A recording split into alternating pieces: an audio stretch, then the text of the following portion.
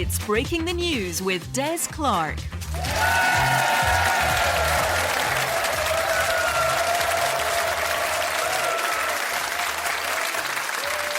Des Clark, and this is Breaking the News, the show that breaks the week's news and asks four opinionated panellists to put it back together again. This week I'm joined by four brilliant comics. On my right we have Jamie McDonald and Tatty McLeod, and facing them are Rory Bremner and Marjolaine Robertson. In the news this week, Neighbours legend Harold Bishop is to return to the soap after a gap of 15 years. At one time the character famously went missing, only to be found after he stepped off a massive boat with severe memory loss, in a storyline based on the life of Michelle Mone.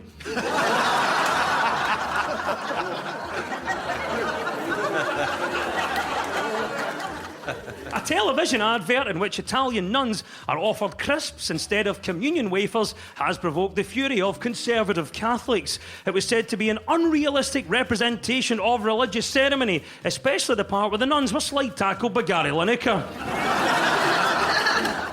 And Rishi Sunak suffered an embarrassing moment during a live radio phone-in when he mixed up a caller's name with their hometown. He had to be corrected after referring to Louise from the Rhondda Valley in Wales as Rhonda. Although worse was to follow when the next caller was from Ecclefechan. Right, you've met the panel. Let's crack on with round one.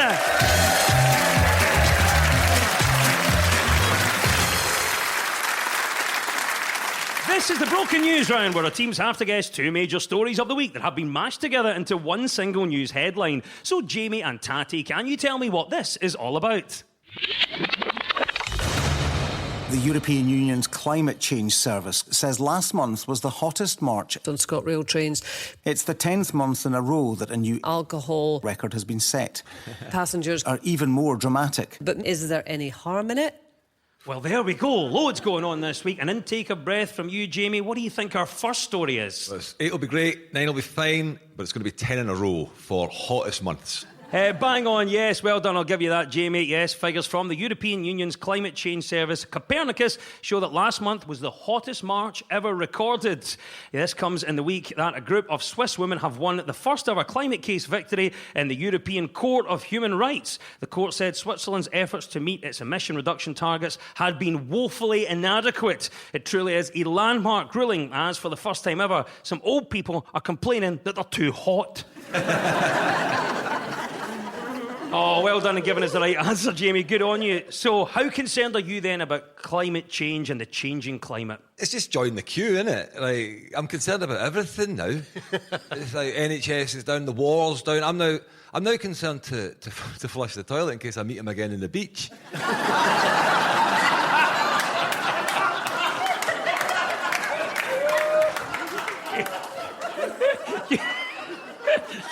One of the best images that's ever been painted in this show. Back in the queue. Back in the queue. Oh, worry after worry. Tatty, what do you think then? How concerned are you about the changing climate? Honestly, as someone who has spent her last 6 Augusts in Edinburgh, not very. I'm incredibly concerned. Like, I'm so concerned that it worries me to the point where this isn't a laughing matter. But you've asked me to write some jokes about it, so here I go.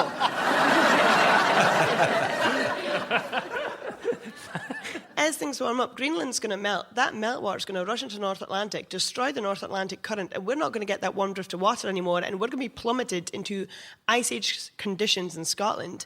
And I'm like, good, so hopefully they'll sell the holiday homes for a slightly affordable rate. We can buy homes in our own villages again. There's always an upside. Always an upside. You can always find it. Rory, what do you think then? Are you concerned about the changing climate? Yeah, well, it's affecting us more and more. I came up on a train yesterday and we had to get out at Newcastle and take a replacement boat service. What do you think then about the other element to this story, Jamie, about the climate court case in Switzerland where the Swiss women successfully sued the government there? Absolute game changer. For me, anyway, because it was the ladies, because of their age and gender in Switzerland, said it was now in the heat waves, it was too hot, and the government hadn't done enough to mitigate that. And because of my gender and disability, I can't go out when it's icy. So we're starting proceedings against Jack Frost.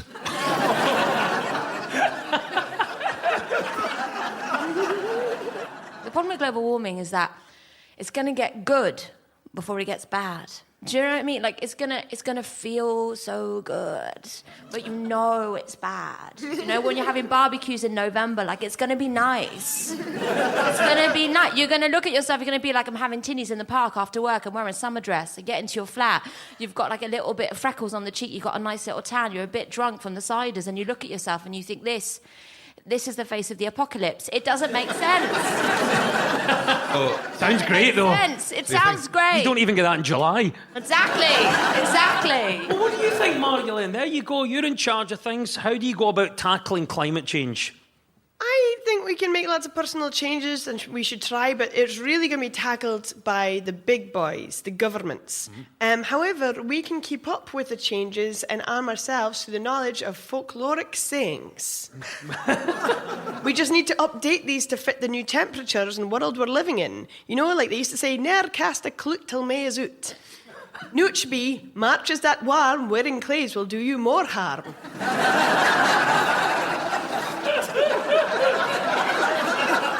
I love that, Marjolaine. Rory, final thoughts to you on this one. How would you personally tackle climate change? I think because the government can do more, because obviously, because the Conservatives, they've recycled David Cameron. Now back in the cabinet, George Galloway has recycled himself 3 times as a Labour MP. A respect MP, even if you do not respect me, Des, as a lickspittle for the establishment BBC. And once for the Workers' Party of Great Britain. Oh, and as a cat.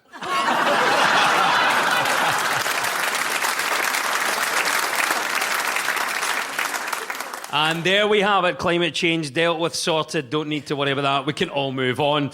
Now to you, Rory and Marjolaine. What was the other story we were after? It's about lifting the ban on alcohol on ScotRail trains. Oh, well done. Well spotted. That's the right answer. Yes, 56% of ScotRail passengers want the alcohol ban to end, according to the firm's own survey. Despite telling MSPs last month the split was 50-50. ScotRail bosses have apologised for getting the figures wrong, adding, to be fair, pal, I was half cut. What do you think about that then, Rory? What's your thoughts on this? Do you agree with passengers? Should the ban be lifted? I'm confused. Did you say... I thought it wasn't the passengers. I thought it was the drivers that wanted it lifted. Is that not the thing? So I'm not taking the 724 to Falkirk unless I'm steaming. Tati, what do you think about the survey? Do you agree with the passengers? Should the ban be lifted? Well, I was kind of confused by it because, you know, I have taken the 11:45 p.m. train from Edinburgh to Glasgow on a Friday night, and I wasn't aware there was a ban.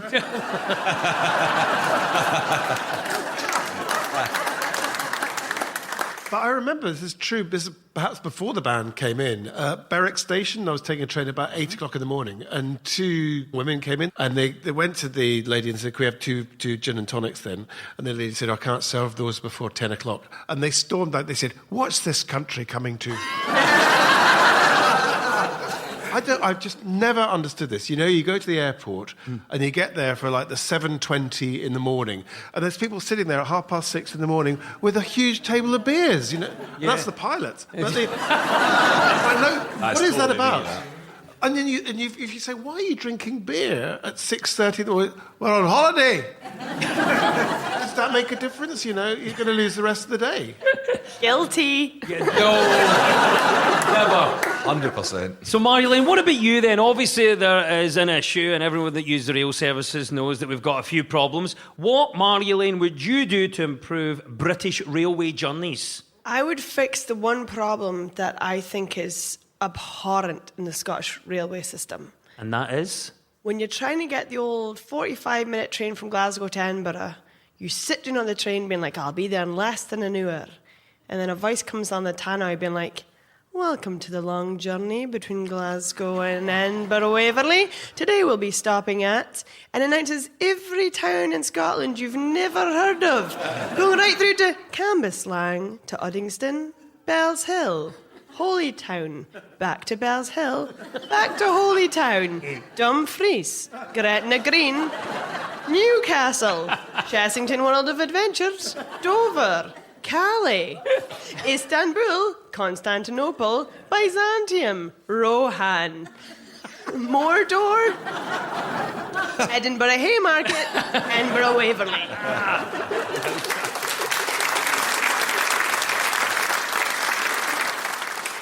Jamie, what about you? If you had the power to improve British railway journeys, what would you do? Oh, I'd take it back to kind of pre-Al Qaeda times. Okay. Didn't expect that. Stick with me here, because this is when you could get dropped off, like near or inside a station. But since then, right, you can't get dropped off anywhere close. Like in Queen Street now, any kind of ill person, disabled person, old person, we're parked miles away, and we've got to get our own way. I think, like at peak times, I mean, George Square will look like there's been a fire alarm at a hospital.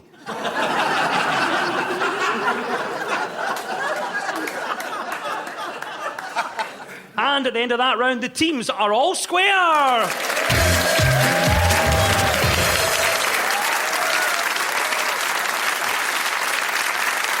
Now, much of our news is about public opinion, so to find out what stories people are talking about, we spoke to two friends of the show, former BBC journalist Bill Whiteford and Scots poet and author Len Penny. So, Rory and Marie-Elaine, what do you think Bill is on about here? Well, I remember the last time this happened, I was in the BBC Scotland newsroom. What we were doing was making little card things. It was for this big event. Everybody was all keyed up for it. It was like in the middle of the day. As it turned out, it was pretty rubbish. Yeah, I think, is it the solar eclipse we're talking? Yeah, bang on, that's the right answer. It is indeed the story that North America was treated to a total solar eclipse on Monday, plunging it into darkness during the daytime. Most of the UK missed out on a chance to see a partial eclipse due to cloud cover, but clear skies in northern and western Scotland meant some could see the moon obscure part of the sun. The next total eclipse visible from the UK will not be until the year 2090, which is going to be a shame as it's going to spoil the view of them launching the third Calmac ferry.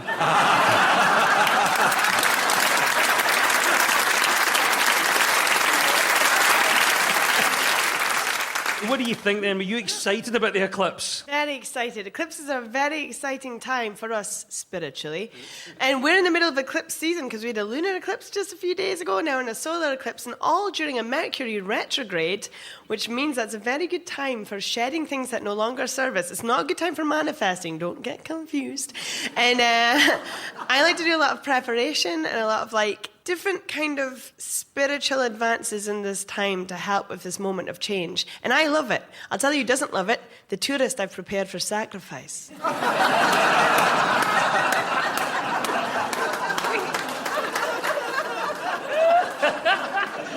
I could take 1 second out of your day and tell you, you should visit Shetland because we need more willing souls.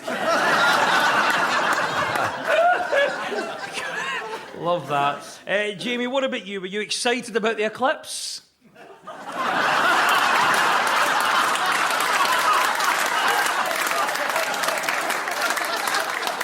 I have a guess. I am aware. For those who don't know Jamie, I am aware that I have asked the premier blind comedian in the UK that question. However, I'm more of an earthquake guy.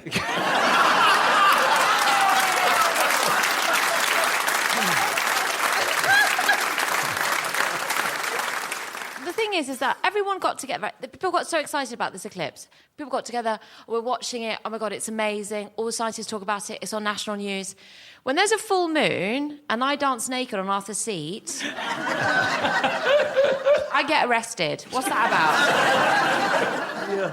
But listen, it's all part of this, looking to the skies. Rory, what is it about space that fascinates us so much? I think the fact that we can park there.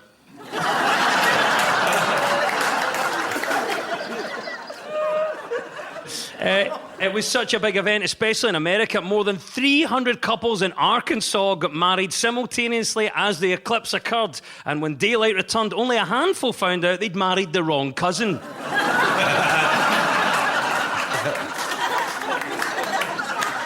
Easier than you think.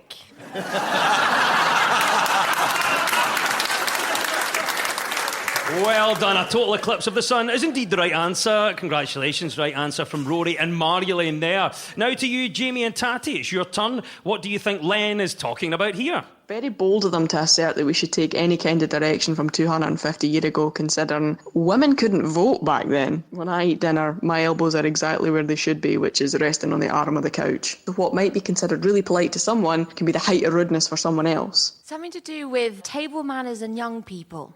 That's brilliant. Well picked out. That's the right answer. A new survey suggests that many of Gen Z think traditional table etiquette is no longer relevant. It found that 3/4 were unfussed by elbows on tables, and a third admitted answering calls and texts whilst out for a meal. Do you think table manners are still relevant? I was in Paris last week. I go to Paris a lot. Sorry, I'm better than you. And was what I was getting at. Sorry, did that come across? And I was at the British Embassy, and I was sat next to, you might have heard of him, it's not a big deal, Hugh Grant. Well, you've stepped up this week. And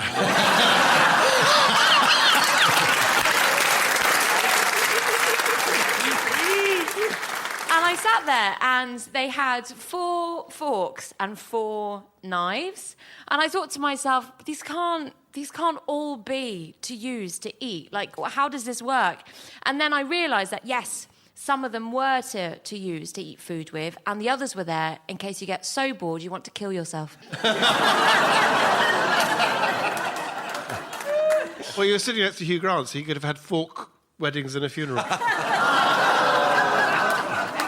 Love that. There we go. Marilyn, do you think table manners are still relevant? Who uses a table?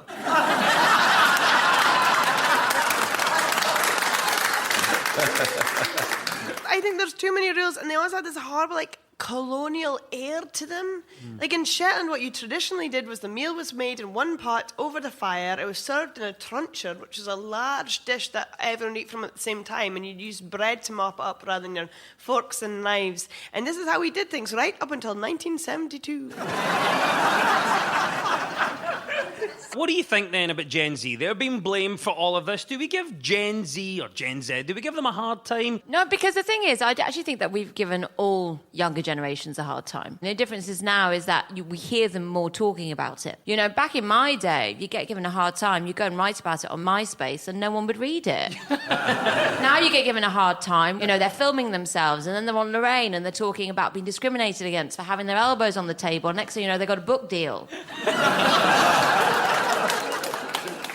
Do we give Gen Z a bad time? I think we do, but I think they give us a hard time back. You know, they say we've ruined the planet for them, and they think they've got all the right answers, and maybe they do, but I just don't like being lectured at by a kind of up himself man-child puffing on a pineapple and rusk vape.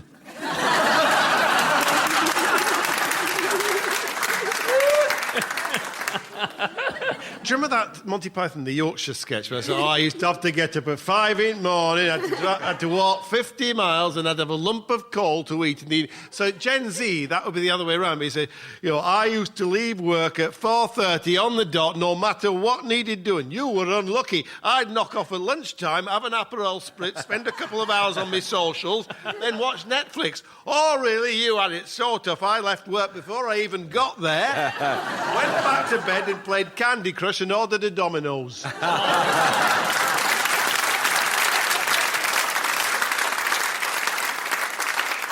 Yes, young people challenging dinner table etiquette is the right answer. 2 points go to Jamie and Tatty.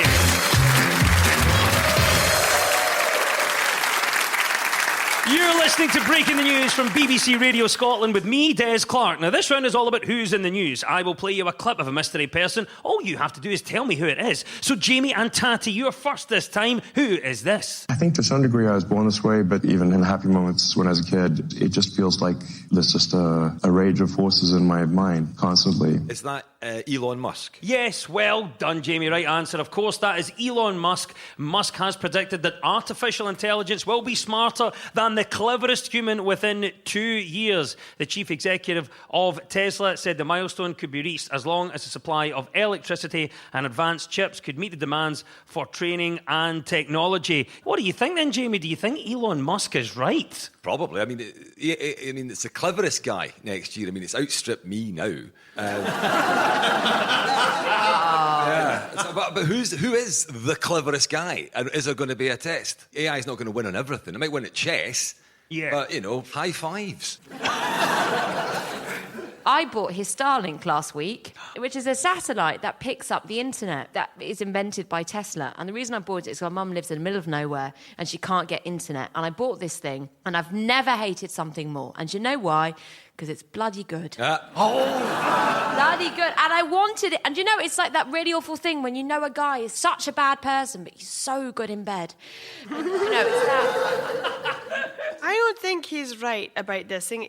AI is going to be more intelligent than us. Because I don't know if you're aware of the phenomenon called dead internet. No. What's happening is AI is creating images, but because there's so many bots now on the internet with fake human profiles, they're going to these images and going, yes, that's exactly what a human looks like. So AI is thinking, okay, I've got this right. So AI is making more and more abstract pictures of humans with 7 arms that live underwater, and all the bots are like, yes, that is my father. You could do a lot of high fives with 7 arms. Rory, do you think Elon Musk is right? Well, judging from his Twitter feed, he's quite far right. Thank you, I'm here all week. Did you know that ChatGPT hallucinates? Have you heard this? This is a thing. But yeah, somebody said, what's the world record for crossing the English Channel entirely on foot? And ChatGPT says, the world record for crossing the English Channel entirely on foot is held by Christoph van Ratsch of Germany, who completed the crossing in 14 hours and 51 minutes on August the 14th, 2020. What? There you go. So they... No! No, that can't be right, because that was lockdown.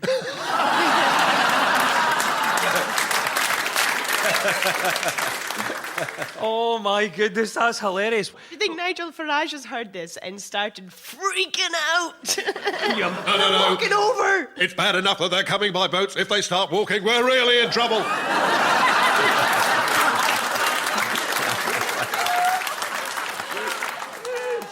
Yes, well done. 2 points go to Jamie and Tati. That was, of course, Elon Musk. Right, Rory and Marie-Elaine, it's your turn now. Who is this and why are they in the news? You have to live authentically to have something to draw from. How do you empathize with people's experiences when you don't have any of your own? Is it Renée Zellweger being Bridget Jones again? Brilliant shout, great answer, and of course you're correct. Renée Zellweger is set to reprise her Oscar-nominated role as Bridget Jones in a 4th movie in the series, Bridget Jones, Mad About the Boy.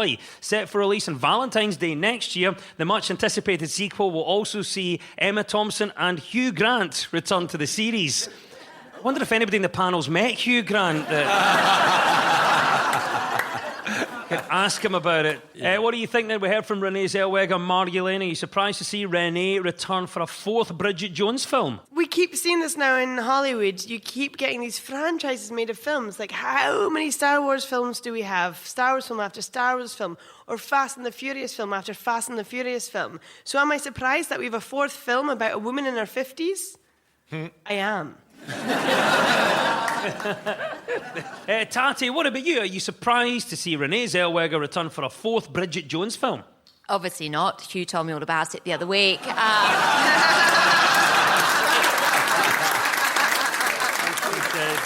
Jamie, are you up for this then? Are you surprised, Jamie, to see Renée Zellweger return for a 4th Bridget Jones film? Did she play them in the first 3?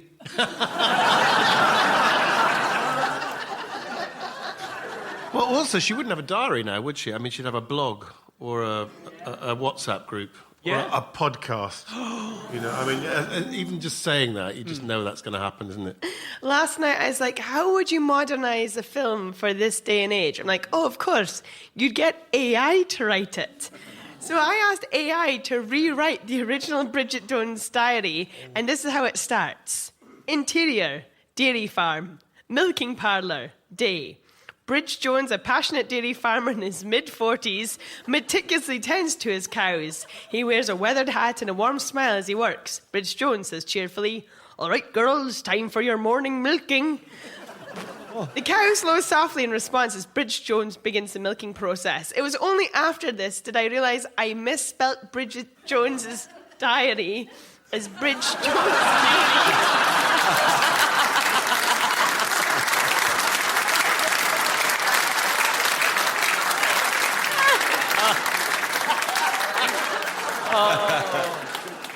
The sequel is Bridge Jones, The Edge of Frisian.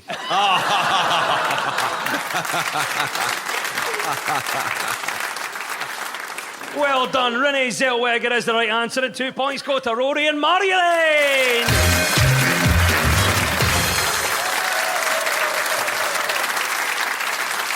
And it's time now for our final quickfire round, which is all about deciphering the numbers in the news. So I will read out a headline. All the teams have to do is fill in the blanks. So get ready, teams. When we run out of time, you'll hear this. Sausage roll, double cheeseburger, pizza, ice cream. That is Russ Cook there, who finished running the length of Africa this week for charity, sampling what's known in Scotland as a healthy buffet. Right, let's do it, teams. Fingers and buzzers, and off we go. Edinburgh is celebrating 900 years of what? Jamie. Making that rank rock that tastes like Gaviscon. Brave to say that in Edinburgh. Edinburgh is celebrating 900 years of what?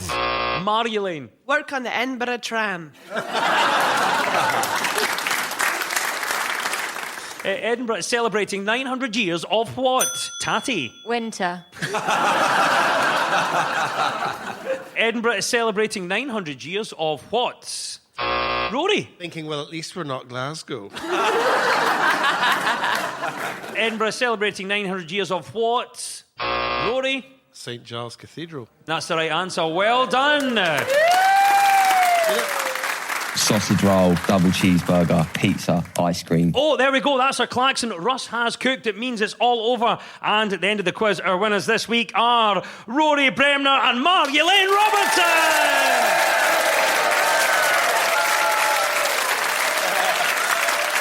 And just pipped to the post, commiserations to Jamie McDonald and Tatty McLeod. And we'll leave you with the breaking the news. Breaking news just in. A modern art gallery in Germany has fired an employee after discovering the budding artist had hung his own work in an exhibition. The worker argued that in displaying his own art, he'd used initiative, but his bosses said he actually used a drill and 2 screws. A distillery in Solway has produced the first Scottish tequila, but lawyers have advised they can't call it that because it isn't made in Mexico. The Scottish creators are facing a separate legal battle over the proposed name. I can't believe it's no tequila.